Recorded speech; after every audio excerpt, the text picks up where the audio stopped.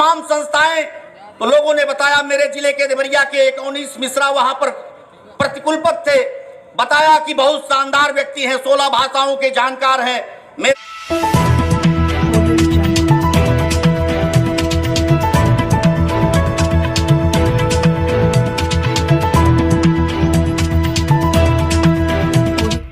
इस news channel पर जो भी वक्ता ने कहा वो उसकी अपनी राय है, जिसकी पुष्टि नेशन न्यूज इंडिया नहीं करता। धन्यवाद।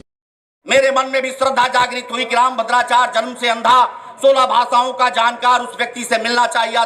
दुनिया का सबसे बड़ा विकलांग विश्वविद्यालय, पहला विकलांग विश्वविद्यालय बनाया।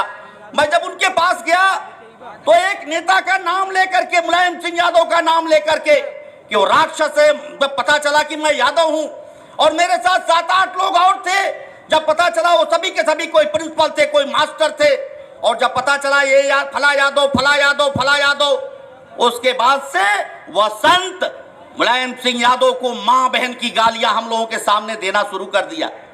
उनके कुलाधिपति जो उनके बगल में बैठे हुए प्रतिकुलपति थे, हम लोगों के पैर दबा, हाथ पकड़ रहे थे, मुंह पे उसारा कर रहे थे कि आप लोग कुछ बोलिएगा नहीं, हमारी नौकरी का सवाल है। लंबी बहस चली, और बहस के बाद यहां पर बात हो रही थी। मौर्य जी कह रहे थे हमने ललकारा कि पटना में आइए। मैं तो उस रामभद्राचार्य के घर में, जहां पर वो रामभद्राचार्य अपना डंडी लेकर बैठा था, रामभद्राचार्य के घर में बैठकर जब बहस करना शुरू किया और हमने प्रतिवाद किया, तो कहा कितना पढ़े हो? हमने कहा MSc BEd है। कहा तुमसे बहस करेंगे। हमने कहा, मुलायम सिंह यादव को कहा कि वो राक्षस है, उसने राम भक्तों पर गोली चलाया। हमने पढ़ने पर संबूक का गर्दन काट दिया था। वो बताया जाएगा जब राम को बताएंगे कि हम राम की धरती से आए हैं, तो उनको बताया जाएगा जब देश के दुनिया के लोग राम के चरित्र के बारे में, राम के इतिहास के बारे में जो भले ही मिथक है, जब खंगालेंगे तो पता चलेगा कि राम ने 50% आबादी जो महिला होती है, नारी होती है, उसका अग्नि परीक्षा लेने के बाद भी अपनी पत्नी सीता का जंगल में गर्भवती होने के बाद परित्याग कर दिया था। लेकिन बुद्ध ने क्या किया? राम के पास धनुष है, तीर है। हिंदू जितने भी 33 करोड़ देवता हैं, सारे देवताओं के पास कोई ना कोई हथियार है।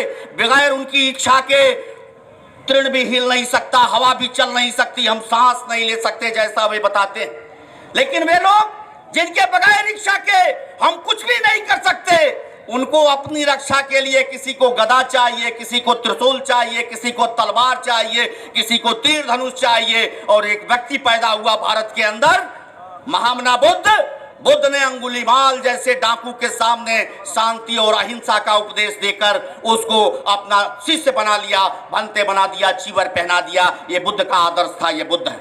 और हम आपसे कहना चाहते हैं कि अभी बात हो रही थी रामभद्राचार्य की। एक बार मैं चित्रकूट गया और मेरे मन में चित्रकूट गया, जब देखा विकलांग विश्वविद्यालय, विकलांग इंटर कॉलेज, मूक बधिर इंटर कॉलेज। उसी समय बनते सुमित रतन जी ने तारीख तय किया कि गोरखपुर में बहुत सम्मेलन करना है, और नैनीताल प्रशिक्षण शिविर के बाद लगातार आप महीनों यहाँ कार्यक्रम करते रहे। देवरिया में भी गए, हमने कई जगह, हमारे साथियों ने, जितेंद्र यादव जी ने, मैंने कई जगह कार्यक्रम, बैठकें कराया, लोग आए। साथियों, आखिर बौद्ध सम्मेलन ही क्यों हम कर रहे हैं आज की तारीख में, और भंते सुमित रतन जी ने ये बीड़ा क्यों उठाया है? इसके पहले जब दिल्ली में आदरणीय मंत्री राजेंद्र पाल गौतम जी ने कार्यक्रम किया था, तो लखनऊ में थे राजदंड का, जब भारत का संविधान जहां लोकतंत्र है, राजा के पास राजदंड होता है।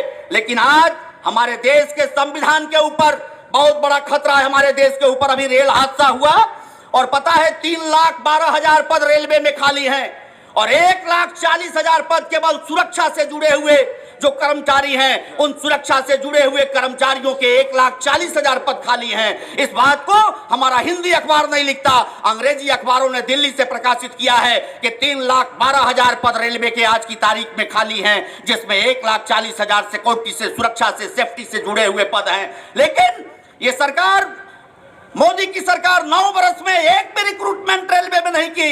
इसलिए नहीं की कि उसमें 50% कम से कम हमारे बेटे और बेटियों को रोजगार मिलता। इसलिए साथियों, ये बौद्ध सम्मेलन हमारे अपने बहुजन समाज को सजग करने के लिए, जागृत करने के लिए आदरणीय भंते सुमित रतन जी ने रखा, और आगे भी बनारस में प्रयास है, और आगे भी Bhante. Press the bell icon on the YouTube app and never miss another update.